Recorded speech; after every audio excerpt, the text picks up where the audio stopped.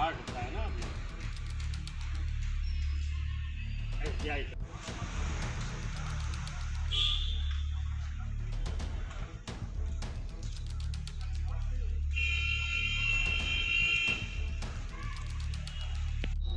परिचय दे दीजिए।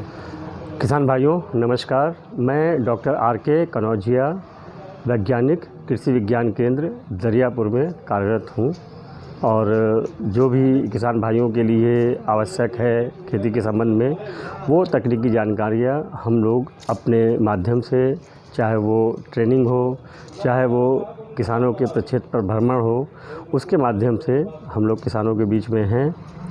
सर, एक यहाँ सतांव ब्लॉक में एक राजकुमार किसान है, वो प्राकृतिक खेती को बढ़ावा दे रहा है, साथ ही वो और किसानों को भी इसमें सहयोग कर रहा है।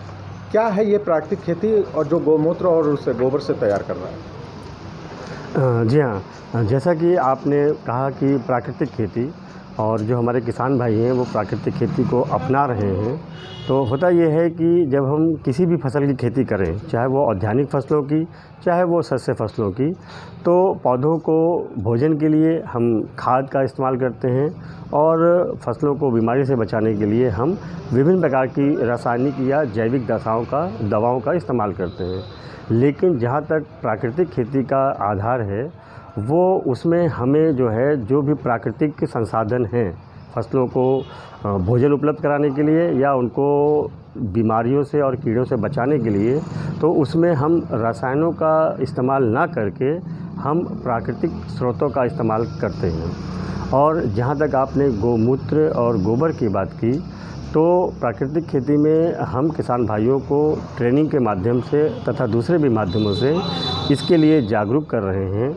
और जहाँ तक किसान भाइयों की बात है तो राजकुमार जी हैं, उसके अलावा भी जनपद में काफ़ी किसान हैं, लगभग 40-50 किसान हैं जो कि इस चीज़ों को प्रॉपर वे में अपना रहे हैं और अपनी फसलों को जो है गौमूत्र के द्वारा तैयार किया गया जीवामृत और घन जीवामृत का प्रयोग करके अपनी फसलों का सफलतापूर्वक उत्पादन कर रहे हैं। रासायनिक खाद्यों का नहीं उपयोग किया जा रहा है, प्राकृतिक खेतों में ही गोबर की और गौमूत्र को उपयोग करके बनाया जा रहा है। जी। क्या लग रहा है कितनी बचत हो रही है इससे किसानों को?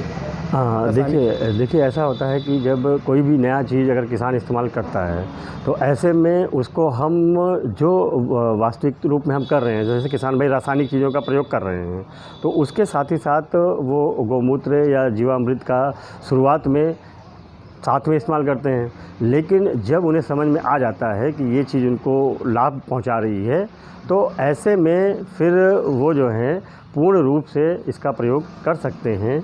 जहाँ तक रही कि इसमें क्या लाभ मिल पा रहा है, क्या बचत हो पा रही है, तो ऐसे में देखिए अभी फ़िलहाल जो हमारे किसान भाई कर रहे हैं, तो कुछ किसानों ने तो पूर्ण रूप से जो है रासायनिक खादों का और दवाओं का इस्तेमाल बंद कर दिया है।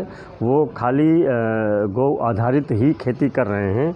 लेकिन हमारे बहुत से किसान भाई हैं तो जब इसकी शुरुआत कर रहे हैं तो 25 से 50% रासायनिक खादों का जो है वो बचत कर लेते हैं और आने वाले समय में फिर इसी तजुर्बे के आधार पर वो इन चीज़ों का पूर्ण रूप से प्रयोग करेंगे और रासायनिक चीज़ों से बचाव करेंगे अपने आप को। ये जो रासायनिक खादों का बंद किया गया है, अभी भी कुछ लोग कर रहे हैं, मगर जो प्राकृतिक खेती कर रहे हैं उनसे ये लोग हंसते हैं कुछ और किसान कि अरे तुम्हारे में कहाँ पैदावार होती है। और ये क्या देश के प्रधानमंत्री की जो एक नया अभियान चलाया है प्राकृतिक खेती को, गौमूत्र को, इसमें भी क्या सहयोग है क्या देश के? हाँ, देखिए ऐसा है कि जब भी कोई नई चीज़ की जाती है तो उसमें संशय की स्थिति तो होती है। एक समय में तो सारी चीज़ें जो है, सारी खेती वो प्राकृतिक ही थी, लेकिन जैसा कि देश की खाद्यान्न मांग की पूर्ति के लिए और किसानों की अर्थव्यवस्था को ठीक करने के लिए रासायनिक खेती का पदार्पण हुआ और इसमें कोई संदेह नहीं है कि रासायनिक खेती से जो है हम आत्मनिर्भर हुए हैं। हमारे जनता का जो अनाज की डिमांड है या दलहनों की डिमांड है वो हमारे देश के किसानों ने पूर्ण किया, साथ ही साथ बाहर भी हम इसका एक्सपोर्ट कर रहे हैं। लेकिन वर्तमान समय में जो एक पर्यावरण प्रदूषण की बात करें, खेती की लागत की बढ़ती हुई लागत की बात करें, तो और अनाजों में प्रदूषित तत्वों की बात करें कि जिसकी वजह से हमारे अनाज जो है वो रेजिडुअल उसमें केमिकल के अंश आ रहे हैं, तो ऐसी परिस्थिति में जो अब हम लोगों ने अभियान चलाया है, तो ऐसा तो नहीं है कि कोई भी नई चीज़ जो है या कोई भी टेक्नोलॉजी है वो पूरी रूप से पूरा किसान समुदाय उसको अपनाता है।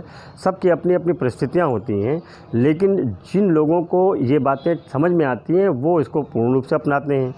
जहाँ तक लोगों को हंसने की बात है, तो ये तो हमेशा से होता रहा है कि जब भी कुछ नया होता है तो लोगों को अचंभा होता है, तो ऐसे में वो हंसी मजाक हो जाया करती है। तो ऐसा कुछ नहीं है। प्राकृतिक खेती के जो खाद्यान्न तैयार हो रहा है कॉस्टली काफ़ी पड़ रहा है।